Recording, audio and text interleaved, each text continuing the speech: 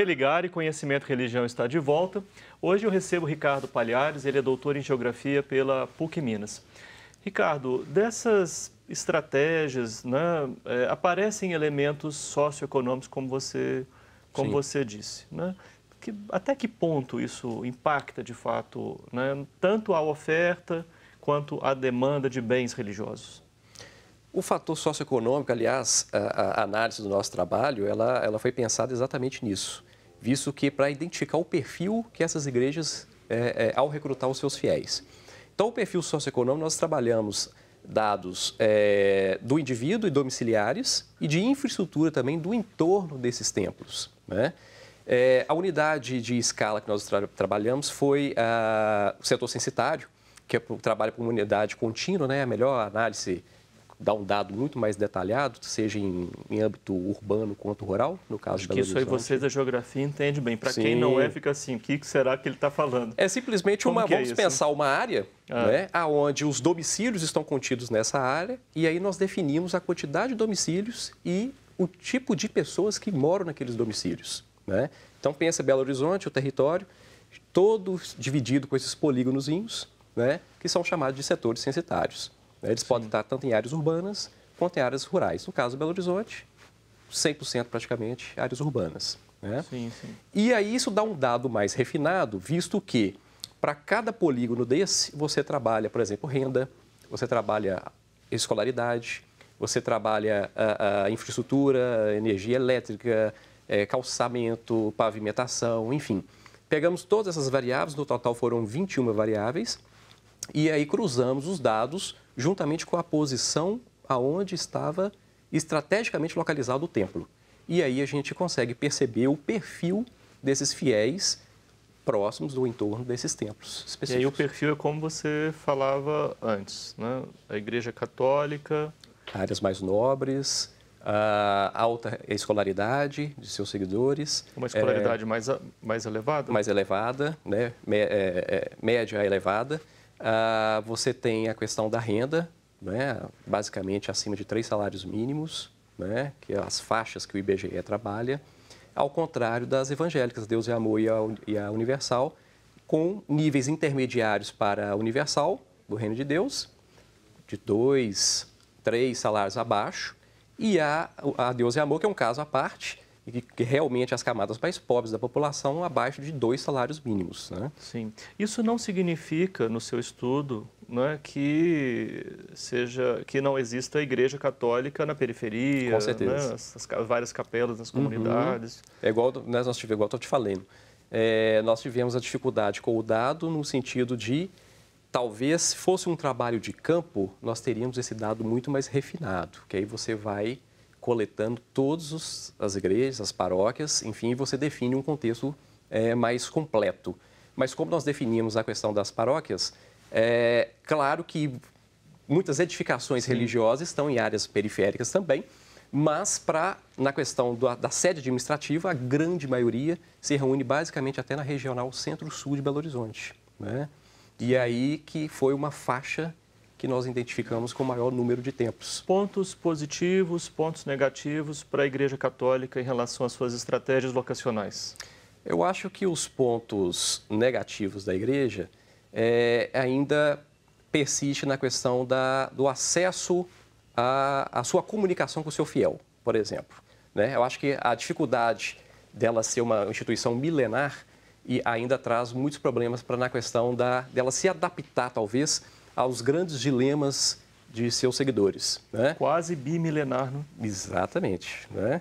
Então, você tem aí uma estrutura que é extremamente engessada e que é onde o padre se vê fazendo trabalhos burocráticos, por exemplo, ao invés de estar dando atenção 100% para os seus...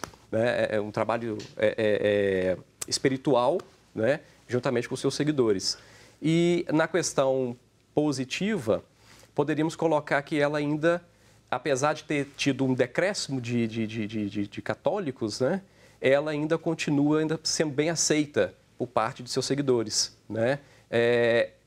Se você pensar, por exemplo, que se é a própria igreja, instituição, que não queira mudar, isso é complicado, porque passa por outros fatores muito mais complexos do que o próprio padre ter que tomar a iniciativa juntamente com seus seguidores.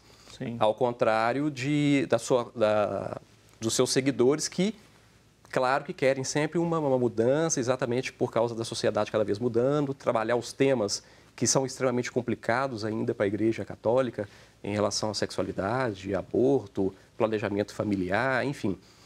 Eu creio que ela está ainda no caminho ainda de se adaptar melhor do que isso, coisas que as evangélicas estão passo bem à frente. Então, aí na sua pesquisa como geógrafo, então, pontos positivos, pontos negativos para as estratégias locacionais dessas duas igrejas evangélicas que você trabalhou, Deus e Amor e Universal do Reino de Deus. Basicamente, as estratégias são parecidas, mas elas têm nuances na questão das práticas doutrinárias específicas de cada denominação religiosa. A Universal, por exemplo, prioriza a teologia da prosperidade, por exemplo. Ela coloca para o seu seguidor que, se ele se doar para aquilo ali, as coisas acontecerão nesse plano, né? Ao contrário da Deus e Amor, que é uma salvação, né, para depois. Além dessa vida. Exatamente. Depois da morte. Então, o recrutamento, a Deus e Amor, ela possui uma tradição um pouco mais engessada, enraizada na questão dos costumes, né? No tratamento com seus fiéis, tanto que eles têm todo um roteiro a ser seguido, que isso também aos poucos vem sendo mudado. A Deus e Amor, ela vem reparando que ela não pode ficar presa no passado e se adequando com as outras coisas que a Assembleia de Deus, por exemplo, já vem fazendo já há muito tempo, né? Sim, sim. Esse crescimento, já ampliando um pouco o nosso debate, né? O crescimento do grupo pentecostal, né, no segmento evangélico da população. Né? Quer dizer, o que cresce não são as igrejas históricas. Exato. Né? Você mesmo é membro de uma igreja histórica, não é? Exato. Batista. O Batista. Mas o segmento das pentecostais, aqui você... Eu creio que o dinamismo dessas igrejas, notadamente a partir da década de 70, com as neopentecostais. Então, não simplesmente a questão do número de fiéis, mas a grande visibilidade que essas igrejas possuem, né? Uma visibilidade pública através de sua distribuição no território como um todo, né? Você pode perceber que em uma mesma rua você vê 2 ou 3 templos, eles são bastante coesos, tá? São bastante dinâmicos. Então, eu creio que a questão da mídia, na questão da Universal, por exemplo... Você acha que a mídia é uma estratégia locacional? Eu creio que, nesse sentido, eles estão fazendo bem uso da mídia para se levantarem para o marketing religioso deles, né? A Deus e Amor já fazia isso em tempos com rádio, né? E agora ela começa a se adaptar muito com a questão da internet, coisas que não podiam nem ser falado na igreja, visto que até hoje muitas impedem até dos seus fiéis verem televisão, pra você ter uma ideia, né? Que é uma coisa meio estranha, proíbe a TV, mas tem acesso à internet, né? Então ela está vindo nessa essa corrida junto às outras para se adaptarem, visto que a competição no recrutamento de seus fiéis é muito grande. Mas aí então você estava falando de alguns elementos, você falou da mídia como outra estratégia. A questão também, assim, como você falou, né? As igrejas, elas são autônomas, né? Elas podem... Isso. Há mais liberdade para se abrir uma igreja.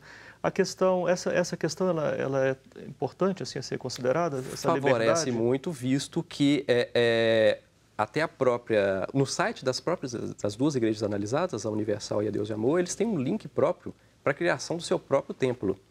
Então, por exemplo, se um fiel quiser fazer o ministério e tudo, ele identifica o local espacial onde ele gostaria de implantar aquele templo.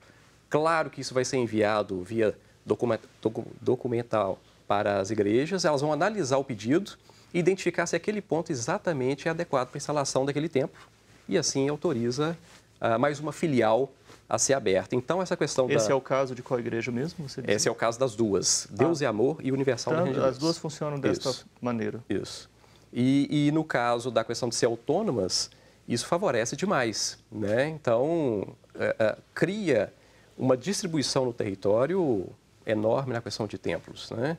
E, ao mesmo tempo, uma competitividade também entre elas, visto que, apesar de serem do mesmo grupo religioso, o evangélico, elas também competem entre si, né? Não só com a católica.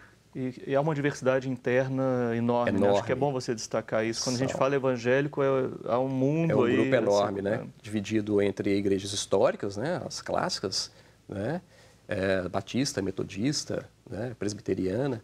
E com o movimento pentecostal no final do século XIX, no início do século XX, que você já começa a ter a questão da origem pentecostal, juntamente com a Assembleia de Deus, Congregação Cristã do Brasil, onde já começa a mudar o perfil um pouco, elas começam a ter uma estrutura um pouco mais maleável, principalmente a partir da década de 70, aí sim com as neopentecostais, onde a Universal é a principal representante, né? Sim. E aonde o trato com o fiel é o que ele quer ter, o que ele quer para a sua vida, né? A questão dos dilemas financeiros, espirituais, então elas são bem...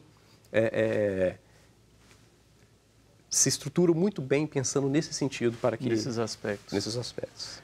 Olha, foi um prazer a gente conversar, voltar a falar sobre esse tema. Eu agradeço. Não é? Quero deixar um agradecimento a você e a sua família, não é? Porque a família aqui do Ricardo acompanha o Religar, eu tive a oportunidade de conhecê-los. Deixa um abraço para eles. Eu agradeço. Não é? Para o seu pai, manda sua um abraço mãe, para sua eles. esposa. Pode deixar. O Religare é um projeto de extensão do Programa de Pós-Graduação em Ciências da Religião da PUC Minas. Conheça mais sobre as nossas atividades e cursos de especialização, mestrado e doutorado, acessando a página pucminas.br/ppgcr. Obrigado a você que nos acompanha. Voltamos na semana que vem com mais um Religare Conhecimento e Religião. Um abraço muito cordial. Até lá.